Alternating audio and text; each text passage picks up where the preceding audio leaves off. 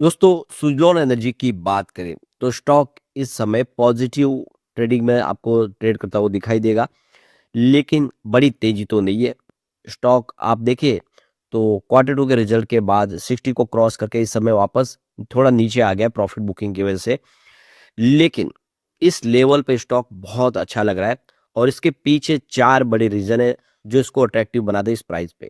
वो चार बड़े रीजन क्या है उसको एक एक करके हम समझने जा रहे हैं।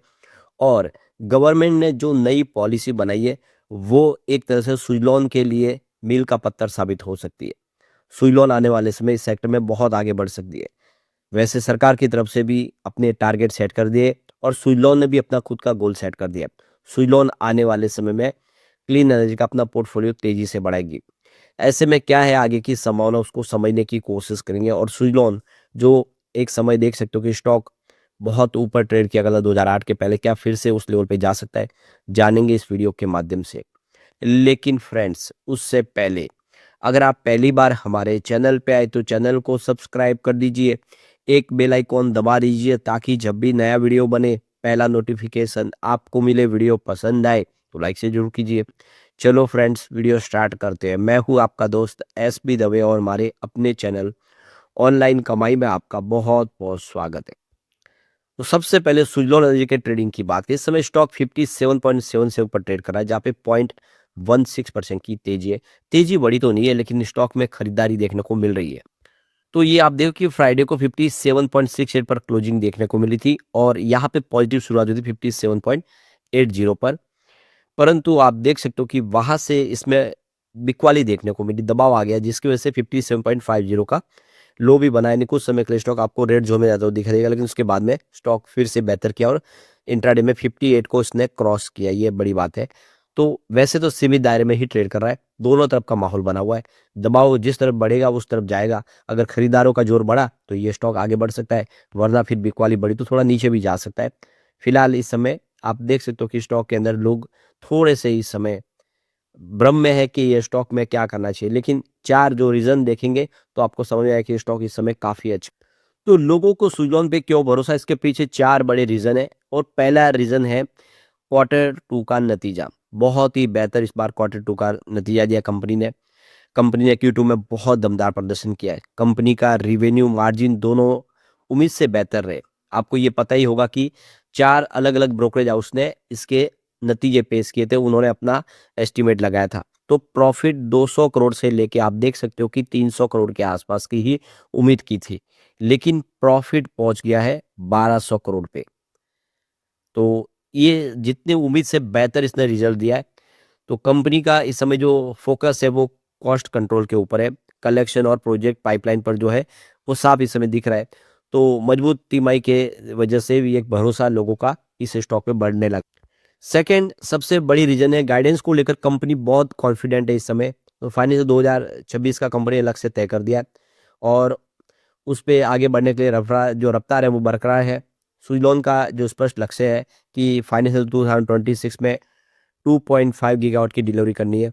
और Q2 अपडेट्स और मैनेजमेंट कॉन्फ्रेंस कॉल में भी ये स्पष्ट हुआ है कि कंपनी इस गाइडेंस को लेकर पूरी तरह से आश्वस्त है और वो इस गोल को अचीव कर लेंगे। तो ये भी एक खरीदारी की वजह बन रही है कि कंपनी आने वाले समय अपने बिजनेस को और तेजी से बढ़ाएगी। इन्होंने अपनी जो मैन्युफैक्चरिंग कैपेसिटी उसको भी बढ़ाने की तैयारी शुरू की है और लगातार बढ़ी रही है।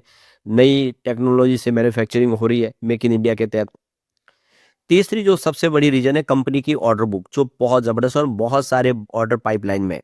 सुजलॉन ने बताया कि वो नए ऑर्डर को लेकर काफी पॉजिटिव है। फाइनेंशियल 2026 के लिए अभी तक कंपनी ने करीब 1.8 गीगावाट की मजबूत एग्जीक्यूशन पाइपलाइन में दिखा दी है।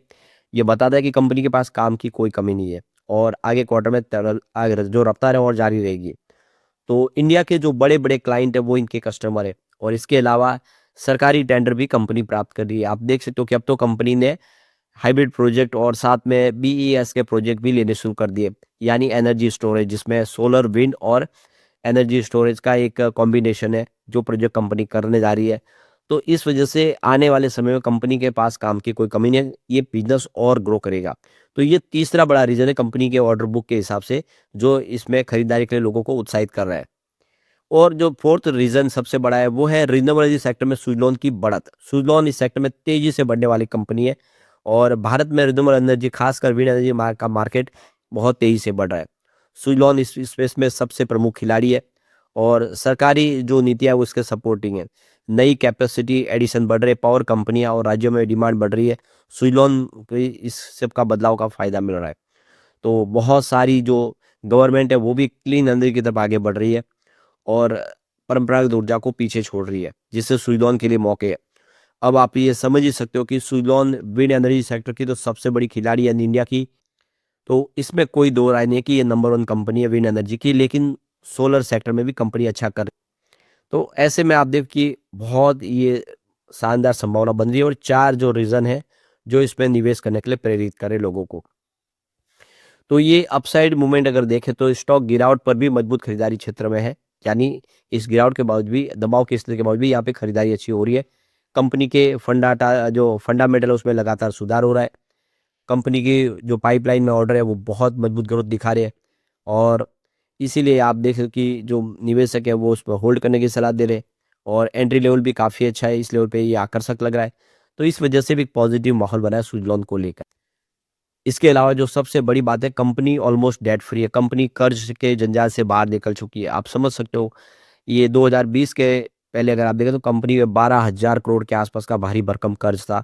कंपनी को बहुत प्रॉब्लम थी। सरकार ने बीड़ा उठाया, सरकारी 2 कंपनियों ने बैंकों का कर चुकाया। तब से स्थिति बदलने लगी है। कंपनी ने फंड रेज किया, उसका फायदा देखने को मिला। आज की तारीख में कंपनी पूरी तरह से डेट फ्री है और यहाँ पे कंपनी बहुत अच्छे क्वार्टर रिजल्ट दे रही है लगातार। और पिछले 5 साल का जो सीएजीआर अगर देखें तो 22.9% के आसपास है। वो ये साबित करता है कि कंपनी अंदर से मजबूत हो चुकी है।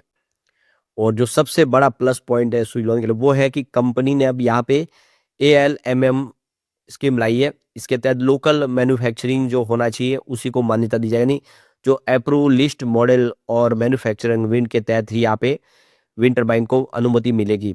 तो चाहे ब्लेड हो, टावर हो, गियर बॉक्स वगैरह, वो सारे के सारे लोकल मैन्युफैक्चरिंग होने चाहिए और सुजलॉन ये कंपनी ऑलरेडी लोकल मैन्युफैक्चरिंग के तहत करती है। तो ये जो सरकार की जो लोकलाइजेशन की पॉलिसी है उसका सीधा फायदा सुजलॉन को होगा। जो भी नए खिलाड़ी है अगर वो विंड टरबाइन के क्षेत्र में आना चाहते हैं तो उनको सुजलॉन से ही मिलना पड़ेगा। सुजलॉन के पास से ही पार्ट्स वगैरह वो खरीद सकते हैं या फिर सुजलॉन को ही ठेका दे सकते हैं अपने लिए विंड टरबाइन इंस्टॉल करने का। तो बिल्कुल आफ्टर सर्विस का काम भी कंपनी बहुत तेजी से अच्छा संभाल रही है। इंडिया के अंदर काफ़ी सारा उनके पास अनुभव है। तो ऐसे में आप ये जो आने वाला जो समय है वो सुजलॉन के लिए बेहतर होता हुआ दिखाई दे रहा है। दूसरी सबसे जो बड़ी बात है कि अपने सेक्टर की कंपनियों में ये सबसे अट्रैक्टिव और सस्ता स्टॉक भी लगता है, क्योंकि आप देखिए इसका पी रेशियो बहुत कम है। सीजी पावर इंडस्ट्रीज आप देख सकते हो कि इसका पी रेशियो 110 के आसपास है, जो काफ़ी ज़्यादा है। प्राइस 747 की है। सीमेंस INER की बात करें इंडस्ट्री तो 223 का पी रेशियो बहुत ऊपर है और 3,292 की इसकी शेयर प्राइस है। सीमेंस का 68.10 का पी रेशियो है और 3,224 की इसकी प्राइस है। ABB 59.80 का पी रेशियो है और 4,990 की प्राइस है।